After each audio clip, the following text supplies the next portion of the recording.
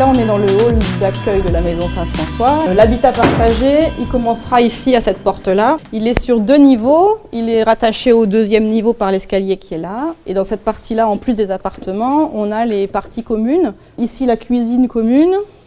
Ici, la salle à manger commune. Et ici, ce qui sera le salon commun qui donne sur le parc, enfin sur le jardin. Alors moi, je suis une cousine d'Aymeric, un des 6 compagnons accueillis à la Canopée. Et donc j'entends parler de ce projet depuis déjà 4-5 ans, depuis sa naissance. Et donc quand le foyer a ouvert début janvier, et je me suis engagée comme service civique pour 8 mois à la Canopée.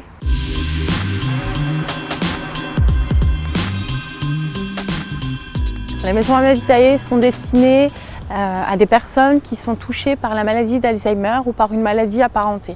Voilà, on leur propose une vie donc, dans des maisons partagées, c'est-à-dire qu'en fait il s'agit de colocation. Chacun a sa chambre et toutes les autres pièces sont partagées. C'est un chantier qui me paraît grand, mais qui me paraît être finalement une petite ville dans la ville. On a une forme d'écosystème où des différences vont se conjuguer pour générer de la vie tout simplement. Alors, moi, si j'ai choisi de venir ici, indépendamment de l'habitat partagé, puisque je pensais habitat partagé depuis un petit moment, mais le fait d'être avec cette mixité de personnes, c'est une notion d'enrichissement mutuel. On a tous à s'apprendre des choses les uns des autres, et en particulier par rapport aux personnes en situation de handicap, moi j'ai très envie d'apprendre la simplicité dans les relations. En fait, on est vraiment des colocs.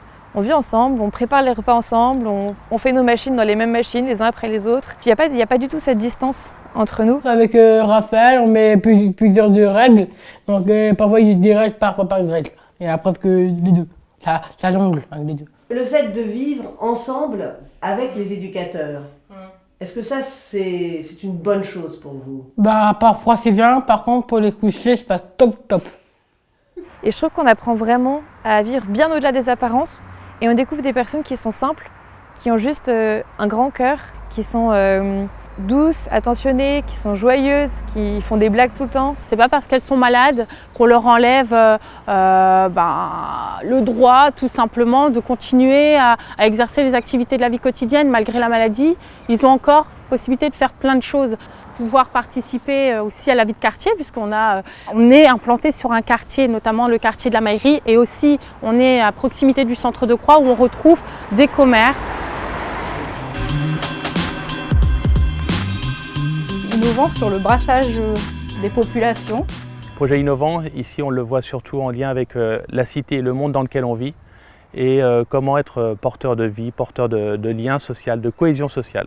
Le fait de focaliser, si vous voulez, pas sur les difficultés de la personne, de la maladie, mais au contraire d'essayer de mettre en valeur ce qu'ils sont encore en capacité de faire. Ce qui est aussi innovant, c'est l'équipe d'intervenants polyvalentes. Les intervenants accompagnent dans l'ensemble des activités de la vie quotidienne. C'est-à-dire qu'on ne retrouve pas d'hôtelière ou de cuisinier.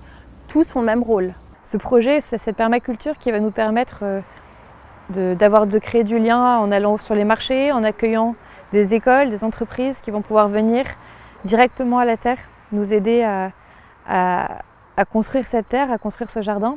Et je pense que c'est très innovant de pouvoir allier et un habitat partagé et cette permaculture qui est quand même assez récent, la permaculture.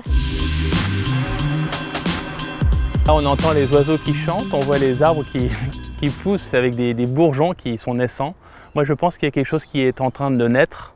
On ne sait pas encore bien ce que ça va donner, mais c'est plein d'espérance, avec de la vie qui surgit, sous des formes attendues et sans doute inattendues. Et je pense que ça fait énormément de bien, surtout dans la période qu'on vit, où on a besoin de projets, besoin de choses qui nous donnent de l'espérance.